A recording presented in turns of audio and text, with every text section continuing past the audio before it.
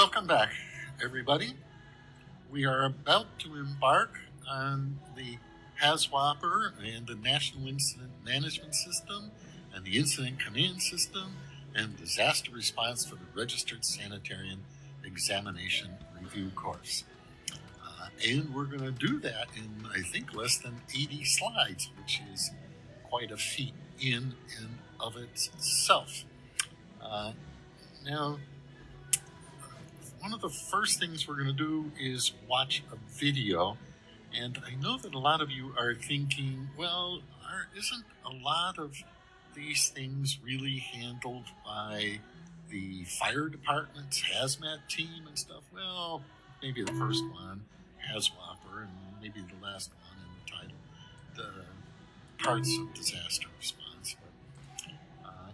Environmental health graduates are often involved in all of these operations also, and especially if it's a Superfund site, if an environmental health person is not the person in charge, then it's only because they don't have their PE licensed professional engineer. But they're more than likely going to be the person that is in charge on a day-to-day basis for operations. So without much further delay, we're going to start on this lengthy video, for us a 6-minute video from the EPA of a disaster area in North Carolina. And there are a lot more modern ones that have a lot higher definition, but they don't cover the scope like this goes kind of from A to Z on a lot of issues. So without much more intro, we're going to move on. Caution, this next video clip is very loud. Please turn down your sound.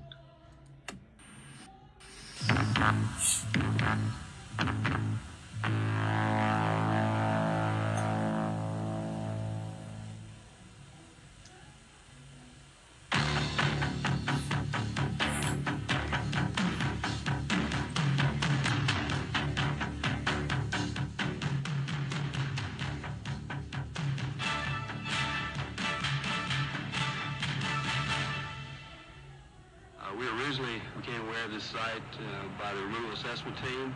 We came out to do an investigation. We found that the warehouse held approximately 3,000 drums, ethylene glycol waste and steel bottoms. We noted that the drums had been drastically leaking.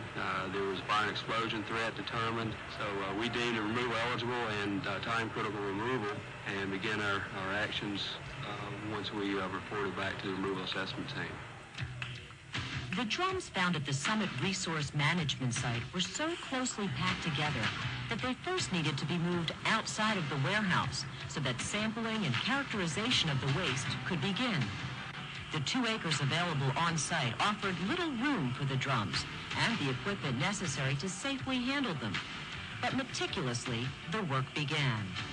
And although the agency was aware of the type of materials used by the North Carolina firm, the contents of the drums could not be taken for granted.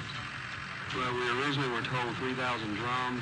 Once we got into the warehouse, we estimate now close to 5,000 drums, and we have a varied waste. Not only ethylene glycol, we have acids and bases, cyanides have been identified, flammable liquids and solids, peroxides, a variety of waste. If the sample is multi-layered, which most of these samples are, each layer will be handled as a specific sample, and it will be tested as such and run through the same parameters. Each drum on site is marked with 2 adjacent squares. The square on the left indicates the drum's number, while the square on the right designates the waste compatibility group. With a drum site of this scale, waste which are compatible and pose no problem when added together are combined or bulked so that they may be more efficiently removed from the site. To group the drums in a timely manner, a portable on-site laboratory was brought in to identify and categorize each sample collected, processing some 100 samples per day. The purpose of this lab is to perform HazCat analysis on the samples coming in, performing such tests as pH, water solubility, water reactivity, screening for PCBs, glycol tests, oxidizer tests, cyanide tests, and the field services group uses this data to form compatibility groups with the drums on site. If the lab wasn't here, the people here on site would have to send all the samples to an off-site lab, and could take anywhere from 3 to 4 days for them to get their results back, whereas having the lab here, they can get their results back in a day. Like or compatible wastes are processed together.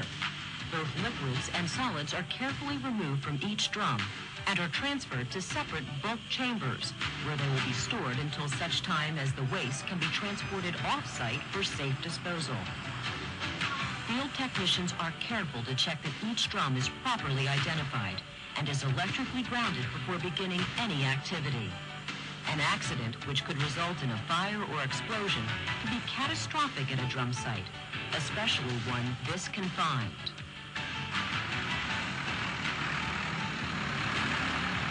Drums which have been safely emptied of their contents are staged for decontamination. Here, each drum is inverted so that a pressurized wash can remove any contaminants that may remain. The wastewater mix is collected in a pool and will be disposed of in the same way as the other bulk liquids.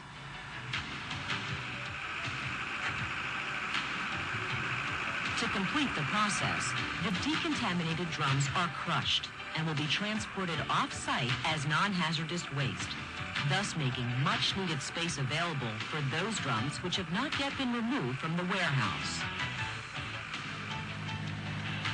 Once all the drums have been removed, there may still be a problem. At the time of the initial investigation, it was discovered that some of the drums had leaked outside the confines of the building and onto the surface soils. Once we take care of the problem, the immediate threats through removal, we will refer it to a remedial project, and they will deem further if there's any groundwater contamination, and the state as well will do their assessment. So once we're finished on the removal program, that doesn't mean the site work is completely finished. There may be ongoing operations later through other divisions.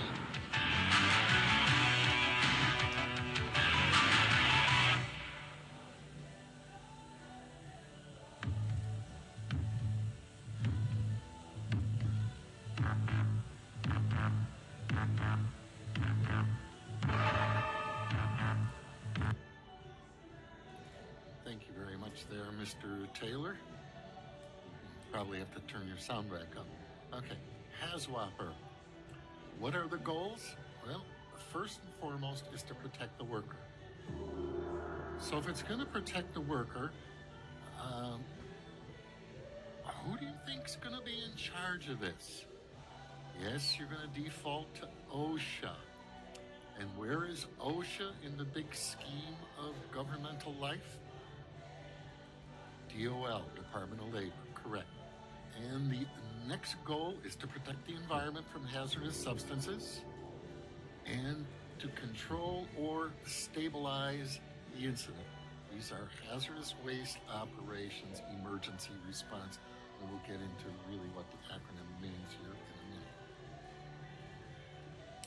There are 5 areas that Hazwoper could be utilized, and it's always going to be employees, workers, employers, cleanup site, the hazardous uncontrolled waste site, or in other words, something that wasn't permitted ahead of time, corrective actions involving a RCRA site, Resource Conservation and Recovery Act, voluntary hazardous waste cleanups, emergency response, which is back to the fire department for a hazmat spill, and RCRA treatment, storage, and disposal facilities.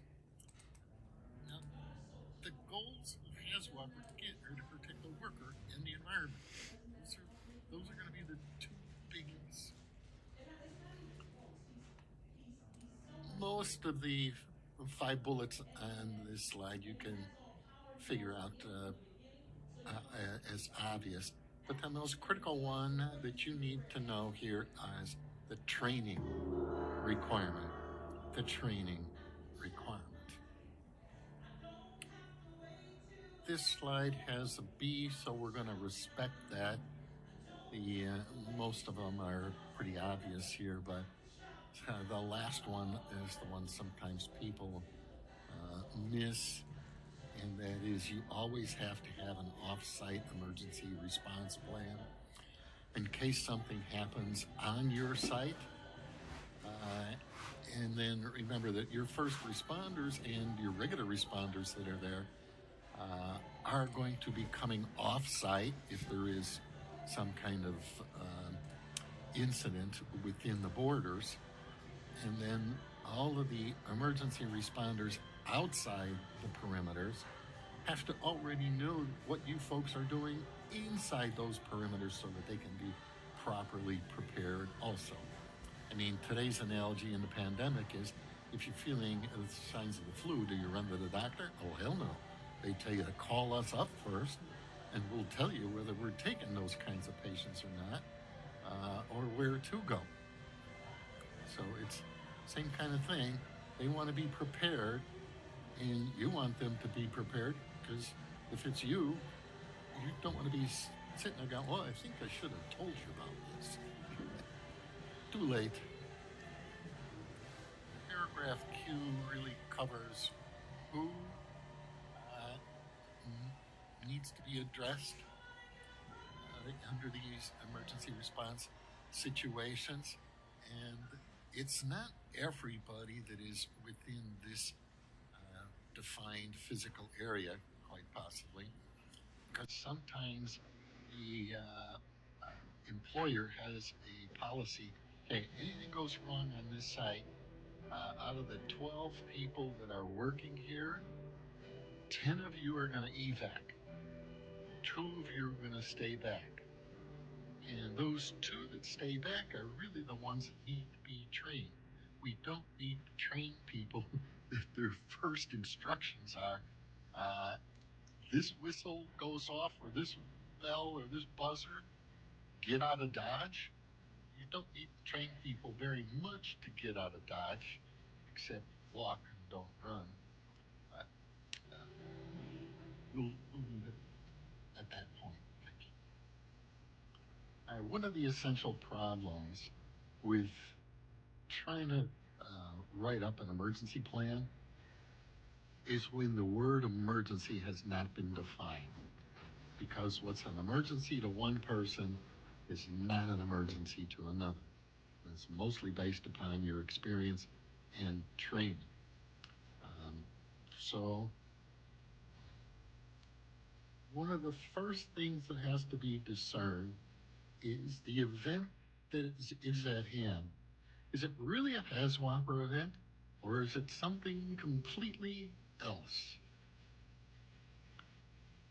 Okay, this slide helps define Hazwoper.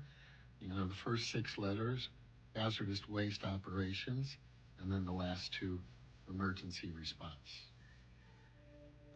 We should be able to skip over these next 2 slides.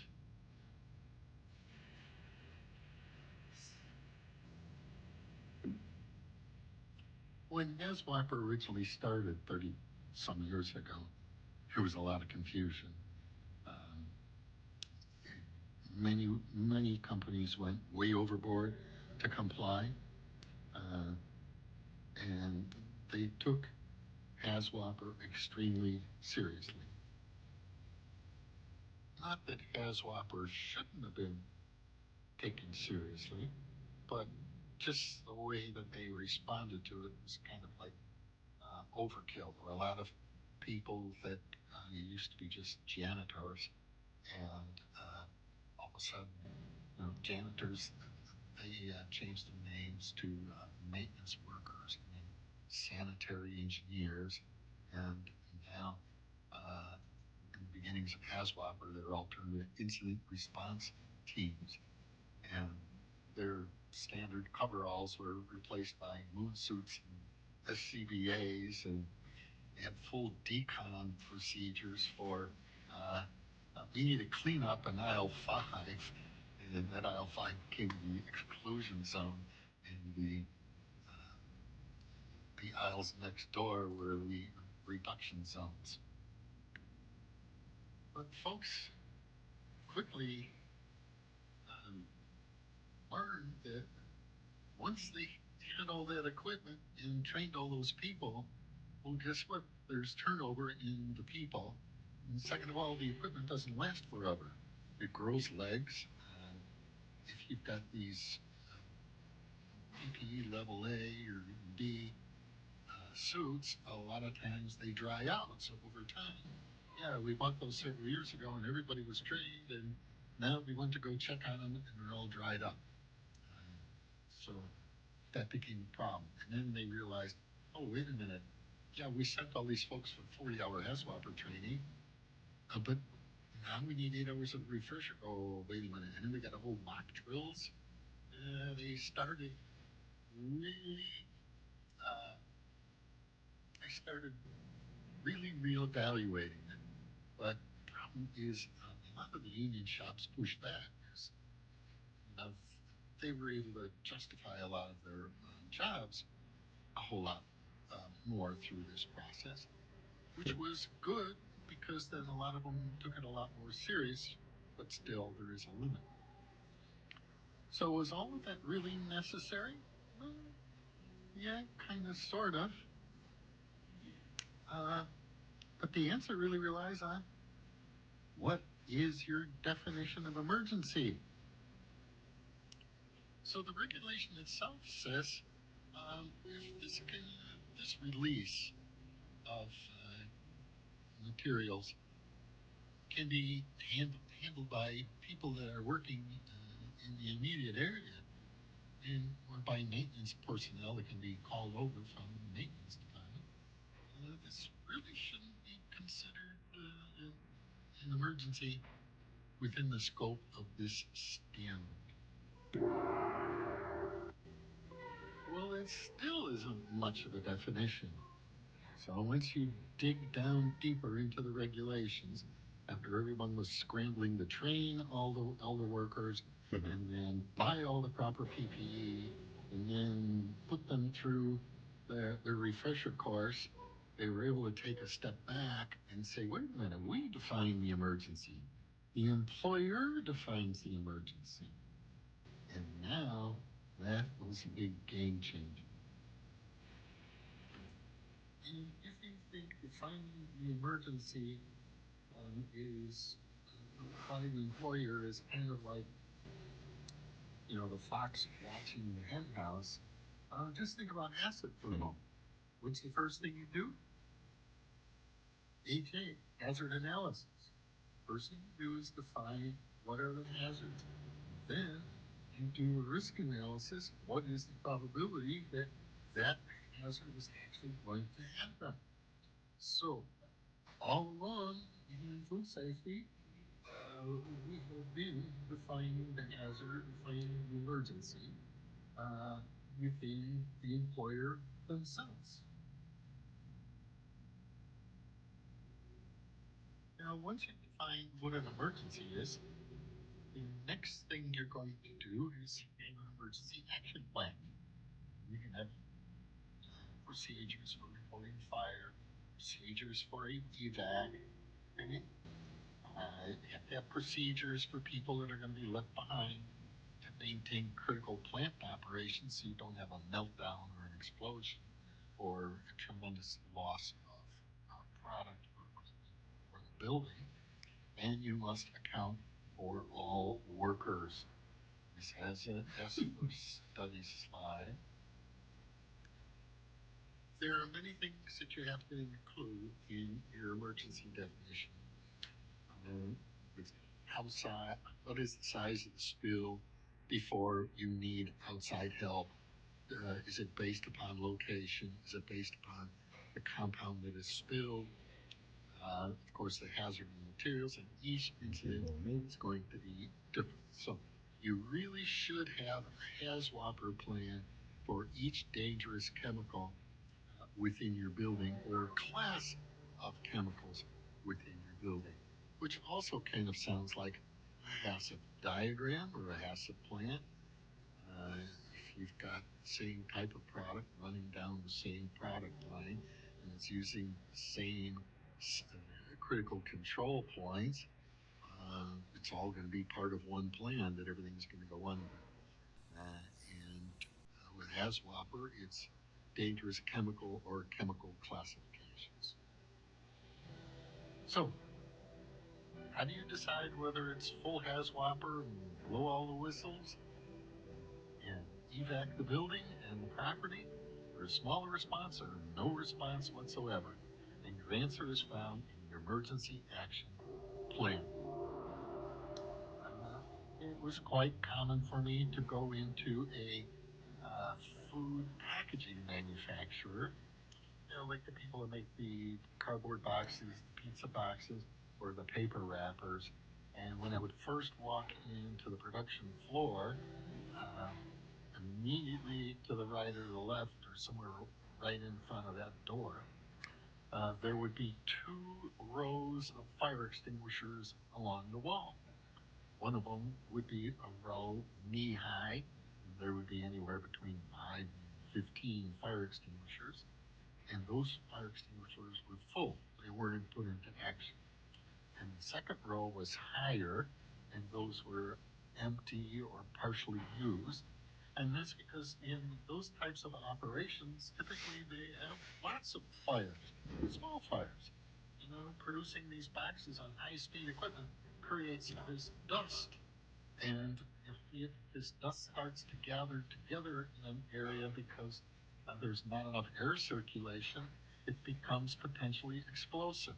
And then a simple motor can turn on, which is an electric motor, which makes a spark, and then you've got a fire. But everyone's used to it.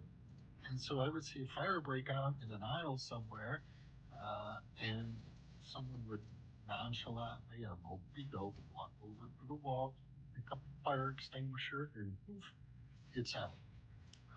Sometimes I'd even watch them, and the fire was out before they got there.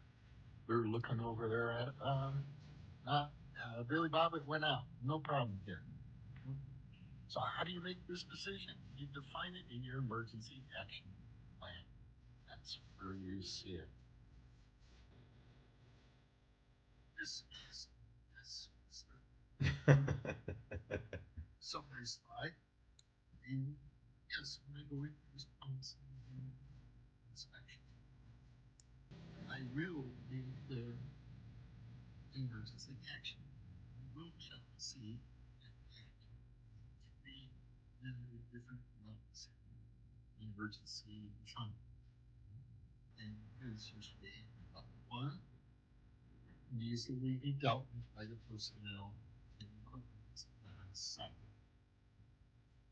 Number 2 can be fire explosion or spills, but there can still be handled by personnel within the work. And level 3 can really need some help. And so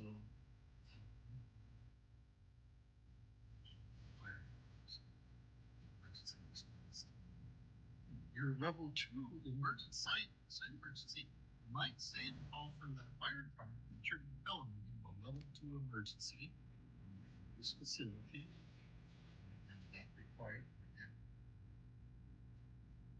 indicates that you will remain 2 blocks to the north on such and such a street.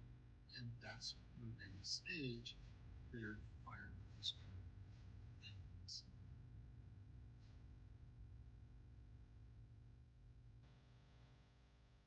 All right, folks, that concludes lesson 1 of chapter 11 on demand, chapter 4 in your workbook. And we will pick up again with levels of emergency during the beginning of lesson 2. Remember that life is short. Please enjoy it while you can. But don't ignore your obligation that you started, which was to pass this exam. So have fun but not too much fun.